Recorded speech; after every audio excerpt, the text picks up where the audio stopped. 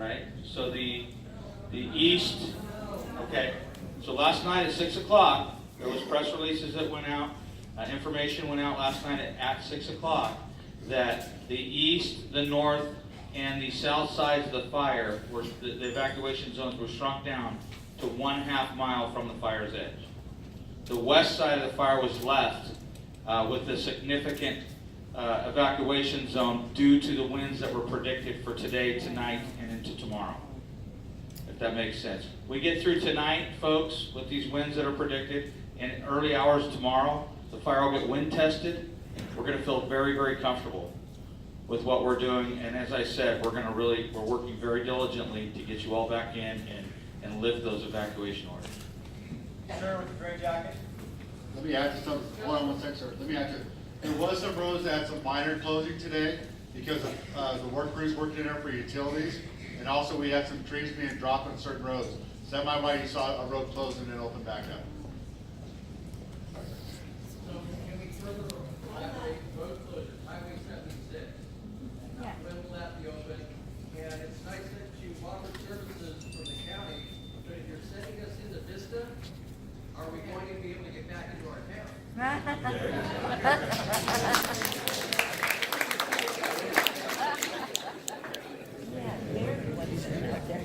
Okay, so regarding the road closure of Highway 76, part of that is because we still have fire apparatus, power and utility crews going up and down that road constantly. As you know, that is a highway, so people drive it like it's a highway. And for their safety, we're keeping it closed down for now. We're looking at what we can do as we start to look at repopulation plans. We will start to open up roadways. That will be probably the first major roadway we open up. We understand how critical that artery is to getting people in and out of this area. Monzo and Fallbrook rely on that heavily. In regards to your question about trying to get to Vista, we're hoping that by the time that happens on Monday morning, we're in much better shape and that won't be an issue. We won't know until we get again through tonight and tomorrow morning, and we'll have to reevaluate that. There are still ways in and out, and if we have to deal with that issue come Monday morning, that'll be my job to decide how we're going to proceed. Again, most of you, if you're residents, we're going to work with you differently than if we have people that are trying to just poke around just because they're here. We've done that with several areas already. The problem is we can't be inundated either. So while we try to deal with people with certain medical emergencies, people that need a special medical equipment, that kind of thing, we very quickly become inundated if we cater to everybody. Look how big this room is, and I don't have enough deputies and staff nor does CHP to make that happen for every individual. So please bear with us while we do that. But again, it's for the firefighter safety, and that way we can get things moving along, get you folks back in your home in much timelier manner. So is our avenue to get into Vista, is it still closed To go north down into Fallbrook, go around, go down Mission and Retchie, and we'll get you guys out that way. onto the 50 I don't, and westbound? I don't read the maps real well, but, how many fire spots are in Ransboro, Montserrat? And, now, power, when do you think that would come back on, and when we Okay, 3-part question. So first part, how many hotspots that you're asking is in an area? I can't give you a number. Okay, I can tell you we're making great progress on it. If you look at drive by in that area, there's not a lot of smoke showing, but sometimes hotspots don't have smoke. So we're walking almost every square foot of that fire line to make sure there is no hotspot. They're still finding work. I'm not saying it's 100% out, but we're getting very close. Second part of your question was power. The gas company and the power company are diligently working to have crews working 24 hours a day, getting in there, replacing some of those power poles that are damaged, the gas lines that are damaged, because every time a house burns down, it damages the house, the gas lines. So all those things have to, they just don't go in there and just kind of throw the line up. It takes a little time to dig a pole and put it up. But they are working. They got all areas that are prioritized to get power back in those areas as fast as they can. What was the other part of the question?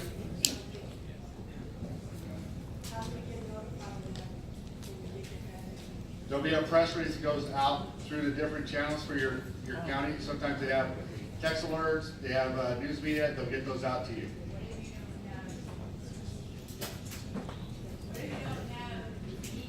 sdcountyemergency.com, and we'll give you a phone.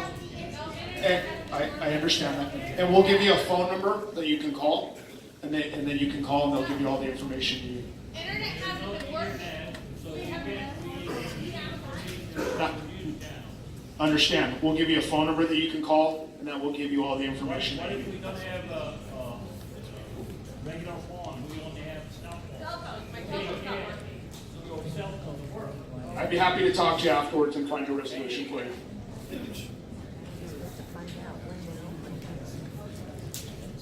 I just have one question. I live on Dirt Road, it's blocked off there. The sheriffs are letting people in, but not driving. They're making them walk all the way to 6 Mile Ranch. And all the cars are blocking Dirt Road and into my complex. Why do you allow them to walk in that private car? It doesn't make any sense at all. Okay, so that, part of that was an accommodation made to kind of fix what happened by one of the crews that were out there earlier.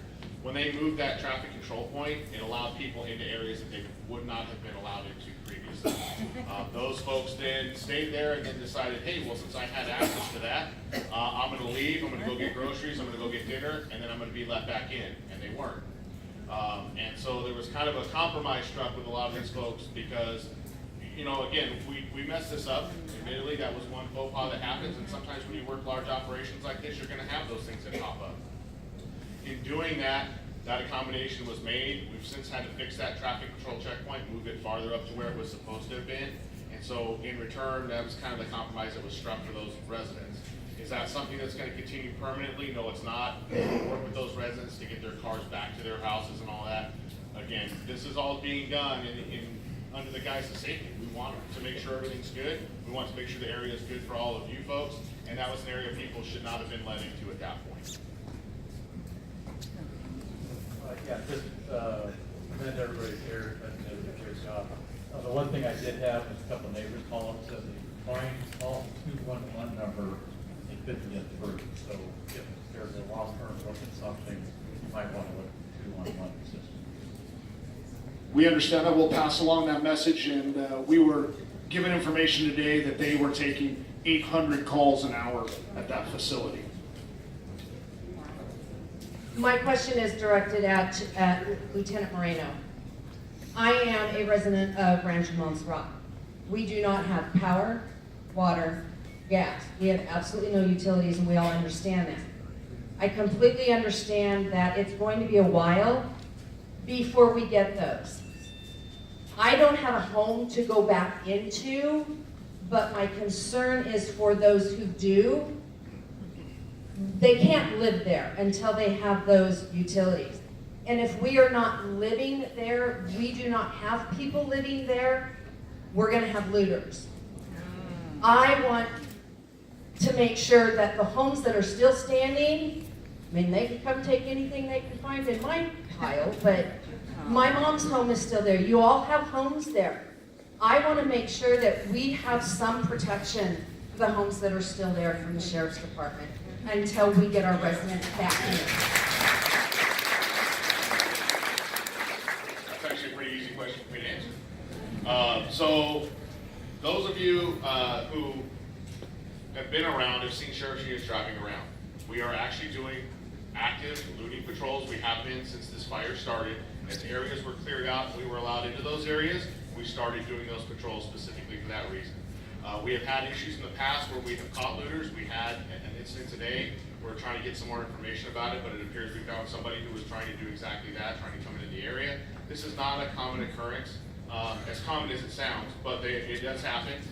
We work closely with the district attorney's office. Those folks have a special prosecutor that deals with those cases if and when those folks come in, and we will deal with them accordingly.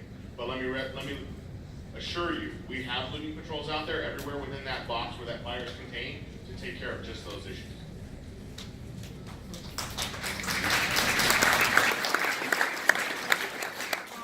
I came in late, and I didn't really hear, but one of our houses burned down, well, two of our houses burned down. And I thought I heard there won't be any fee for reconstruction. And then I have another question. We have a car, burned down as well. Would there be any help that we can, somebody that can help us start clearing all that up, and when can we start reconstruction? Yes, so I can help with that question with the County of San Diego. In terms of the rebuilding, there will be a board letter going to the Board of Supervisors Monday that's proposing to waive building permit fees for those structures that were lost. They have been approved in all previous wildfires, and I would expect them to be approved again this Monday. In terms of the vehicles, we have a vehicle abatement program that the county does where if there are burned out vehicles out there. We'll be going through, as we do our damage assessment now, identifying those vehicles. There is a process, we post them, but we can do the abatement, which would haul it away as well, and we'll put notices on how that process works. Thank you. I have a two-part question. Firstly, we were originally evacuated and then repopulated, but we're very close to the northern border of that red line, the evacuation zone. So number one, what is the likelihood, and I know you can't answer with any guarantee, because of the forecast of the high winds, that there could be a second evacuation? And the second part of the question, as some others have said, no internet, no cell service. Is there a plan in place to communicate with those who might be evacuated if the normal means are not available? We have extra engines and crews up in those areas to ensure if that fire comes out, we're gonna jump on it quick, okay? We can't give you a number, we can't predict the future, but we're making every effort we can to make sure that fire does not get out. No one's going home until this fire's out, okay? I'll answer the other part of that question because it's more of a complex answer. Number one, for anybody who's in this room, they should make sure their cell phone is registered with readysandiego.gov, which will provide that information should we implement an evacuation. The second part of that is there are areas that don't have cellular coverage, and all of you know, living in San Diego County, we're no strangers to devastating wildfires. So what I would just suggest you do is be cognizant of the weather, be alert, and we're going to do the best we can to get that notification out. But also keep in mind that a little bit of that is going to be on you to be prepared as the weather continues to be a challenge. Hi, I'm not sure who to ask this, so maybe when, I have a few questions too. One, since our electricity's been out, like since Thursday, probably a lot of the food's gone bad. I know I have about $1,000 worth of food in my fridges. I was wondering, with all the food that's gone bad, with the electricity being out over the last 2 or 3 days, is there any reimbursement for that, for those of us that have a hardship with that? It's coming up right now. To the first question on the food that's been out, I'm afraid I don't know of any programs that do reimbursement for food that have been spoiled during that outage. I'm sorry. Okay, I'm sorry. So to your question of is there a program for reimbursement on food that may have gone bad during the power outage, I do not know of any programs that do that reimbursement. Homeowner insurance. I'm being told homeowner insurance is where you should go. Hi, I just have a question regarding the earth closure. Is Hamilton willing to help any of us trying to get to and from Fallbrook?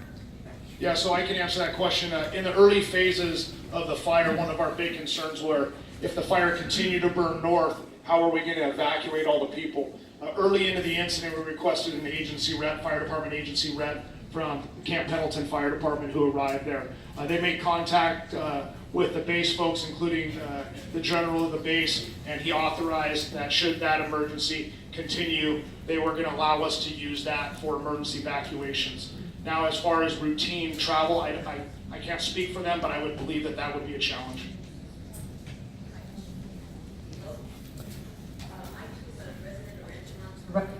I did not lose my home. I'm at Montserrat Mobile Home Park, and our first responders were outstanding in saving our homes and our residents. But I would also like to say to our supervisors and Bill Horn, we desperately need the 433A lifted so we can sensing everything we need.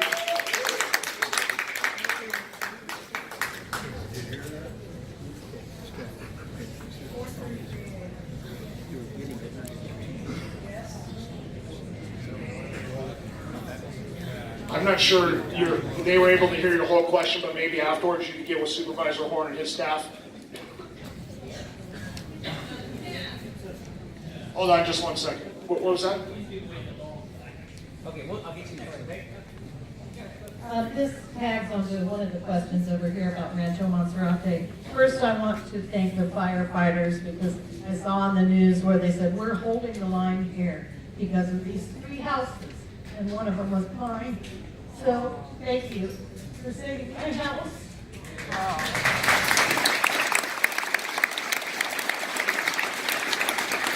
Second part of the question is, I've been trying desperately to get in for just 5 minutes to get some valuables from my home. I don't want them. I know you're patrolling and all, but if you can give me just 5 minutes to get in there, I can get the things that are meaningful to me. Okay. Part of the issue with Rancho Montserrat and the discussion about the fire, there is still an investigative aspect to this. And while CAL FIRE is handling part of that investigation, Sheriff's Balmarson is doing the same thing. With the way the trailer park burned down and some of the concerns over hazardous materials that are left over when a mobile home burns down and some other things that are going on, we had to wait for other entities to be involved. Tomorrow morning, we're hoping to start that process with County Hazmat and Sheriff's Balmarson to go in there, verify that there aren't any criminal issues left behind that we need to be concerned with. And once that's done, Hazmat is good with that and they check that box off, and we will work with the fire ICs to make sure that we can start that process. So ballpark win.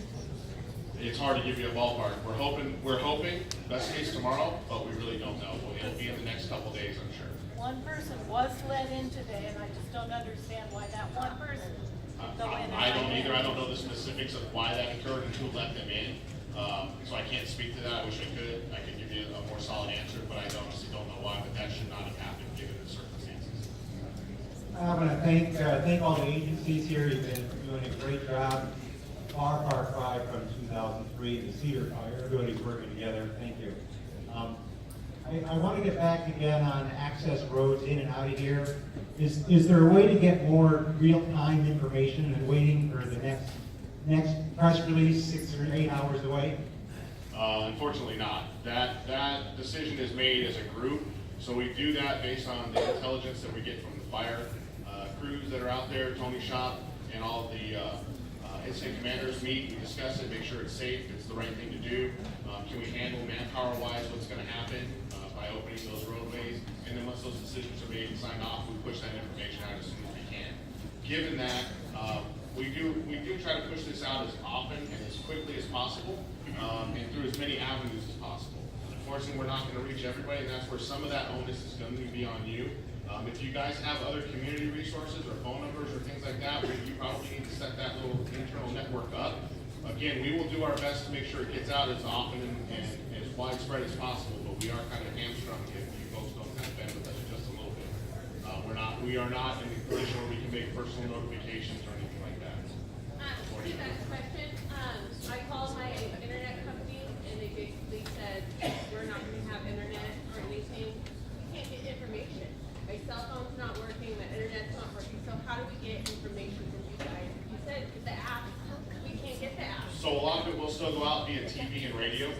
Unfortunately, with TV and radio, if you have power, those issues are there. Otherwise, we're going to have to start doing things like newspapers, and that's kind of what I'm going to ask. So if you folks will kind of work with me on that, and we have a common place or places, a handful that we can get that information to for you to help expedite that, that'll be fine. We can discuss that after we're done. San Diego County has more horses per capita than anywhere else in the United States. The second most horses per capita is Riverside County. Given that and the horrific deaths that we all had to witness, and the fact that the equine industry is one of the major industries here in Southern California, is there any way that in the future you guys could help the local citizens work with rescue groups such as DART, which is the Disaster Animal Relocation Team, in order to set up some sort of cooperation to get us in and out? One of the main issues that we ran into while we were One of the main issues that we ran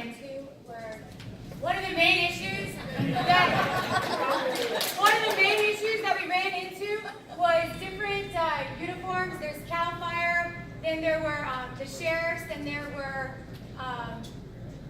CHP, and then other official entities. And while DART got us through with, say, CAL FIRE, then further, one checkpoint we got through, the next checkpoint was run by a different entity that didn't let us through. And here we are on the phone, listening to people getting burned who had to get then airlifted, listening to horses literally scream because they're running on fire. Now, I understand horses aren't people, but it does represent significance to this community as well as to the ability for us to pay for our lives. It's one of the main industries here. Is there anything in the future? Are you guys open to talks, to working with some of these groups to make it run smoother in the future? Yeah, that's fine.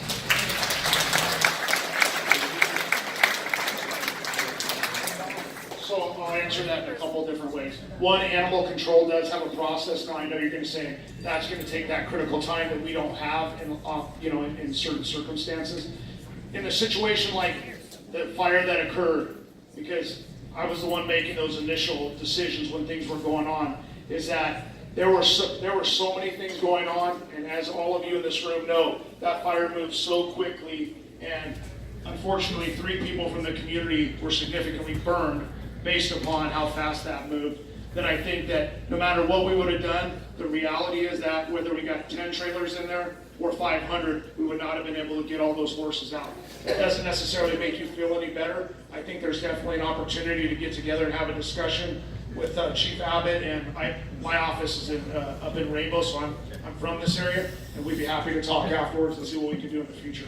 Yeah, I'm definitely talking about the future. I'm not faulting, and I don't really think anyone here is faulting anyone, because there's, if we hadn't had your assistance, there would have been a lot more dead horses and a lot more burned individuals from the equestrian community. So definitely not faulting you guys for what took place, but we can definitely get better, and I want to work towards that in the future. Absolutely, thank you.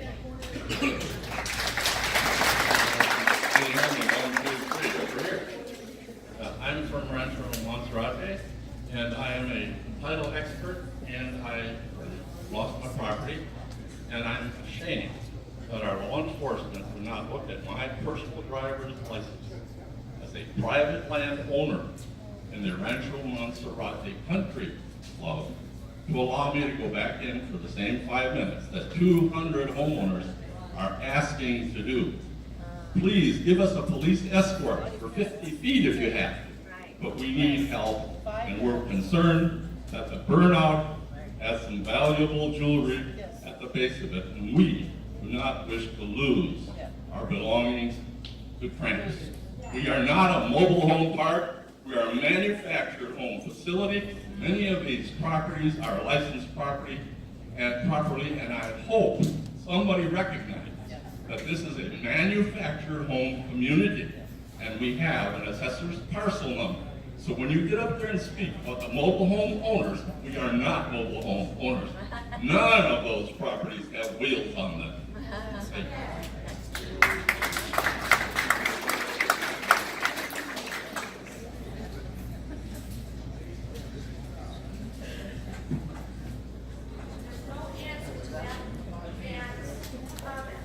I'm sorry, I couldn't hear you. I'm not law enforcement, but I'll pass it over. I get all the bad questions, I'm sorry. It's the same answer as before. Unfortunately, it's still a crime scene. We have not been authorized to open that area up yet. Our goal is to do that as soon as possible to let folks in.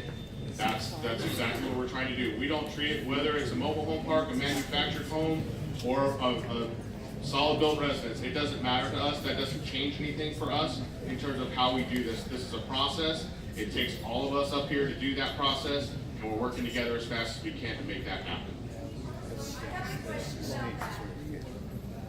You're calling it a crime scene. As residents, we've not heard anything about a crime scene. If you can't answer that as to why, and second, there are people that are being allowed into their homes and some that are being turned away. It's a pick and choose. It's either you're going to escort everybody to their home, give them 5 minutes to get more clothes because they walked out with the clothes on their back, or you're going to say absolutely not. But we would, as residents, like to know what's this crime scene? Okay, so right now it's a potential crime scene, like we discussed. This is a wildland fire that was started by some mechanism. We don't know what started that fire exactly, and whether or not there were other pieces that moved into that trailer park that may have also been related to that initial fire. Mobile home park. My apologies. My apologies. I get it. Okay.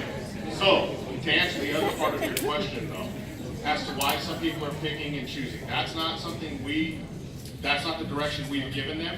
We're trying to work with multiple agencies here, and we don't always get to control everything to the minute detail. We send folks out with information, tell them this is what the rules are. We're trying to work with other agencies. Sometimes there are hiccups. We're dealing with individual officers and deputies who are making decisions on the fly sometimes based on information they have that are not shared with everyone. So that was not the direction given to them. Again, some of them are making decisions on their own because they're doing what they think is the right thing. Some of them are doing it because they think, hey, this is something I should do. At this point, we're not letting anybody in until Sheriff's Bomb Arson, CAL FIRE, and County Hazmat have cleared that area. All right, my question is, will there be any assistance with your insurance deductible in covering that when you still in your home? Or is there any precedent? We've not, at the county, we've not had experience with programs with the insurance deductibles in the past, I'm sorry. I'm happy to talk with the team and see if there's anything that I'm unaware of and follow up with you after.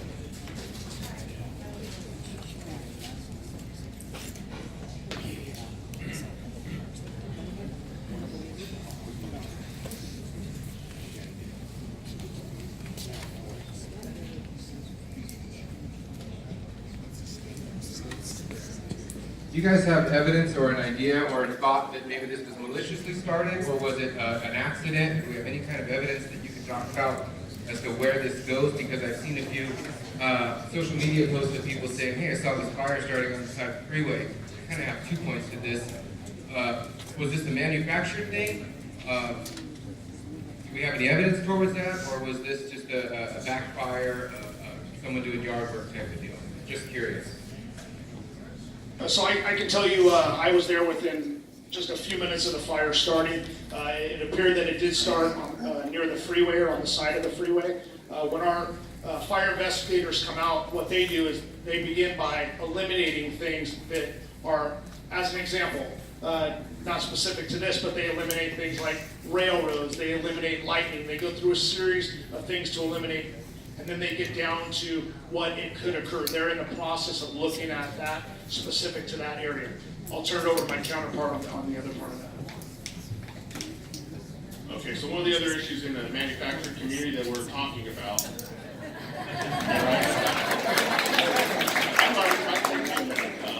So in the community, again, we have loss of structures. We're concerned that there potentially might be loss of life at some point. We have destroyed structures that we have not completely searched yet. So those of you that live in that community, if you could kind of gather up afterwards, and we'd like to talk really briefly to see, kind of just do a check and see how everybody's done with seeing their neighbors or something else. Because there is a concern for us. Until that happens, we can actually thoroughly vet that. County Hazmat can do their part. You know, we're still considering it potentially a crime scene. We don't know that we can rule that out at this point. That's our biggest concern. Once we know we can rule it out, then we can go ahead and start looking at how we're going to get folks in to deal with their valuables, get back into their houses, and prove all those things. That will conclude the question and answers, but we want to assure everybody that we're going to still have multiple people up here to answer any of your questions, and we'll try to get those answers the best we can. But before you guys leave, just remember, for fire information, the line is 211, and then readyforsandiego.org or readyforwildfire.org, and the red guide to recovery. And Chief Abbott said that he's ordered some more of those books, so those should be in within a week. And there's about 150 in the back. So there'll be plenty of people up here to answer your questions, and thank you for coming and have a good evening.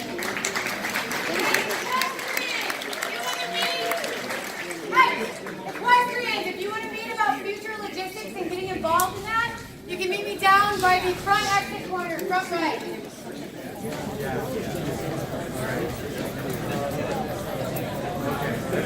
I looked up 511sandiego.com, and that was great.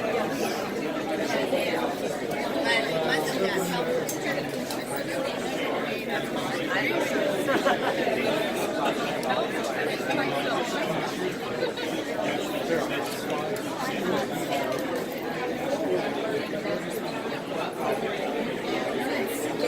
Yeah, well, and like, I got Okay, everybody, this is Michael Buell for Democracy Watch News on December 9th, 2017, going off from the Fallbrook Community, going off deck from the Fallbrook Community Center for Democracy Watch News. The most recent update on the Lilac Fire that hit northern San Diego County, specifically the Fallbrook-Bonzo area, also known as Palo Mesa. Michael Buell going off deck.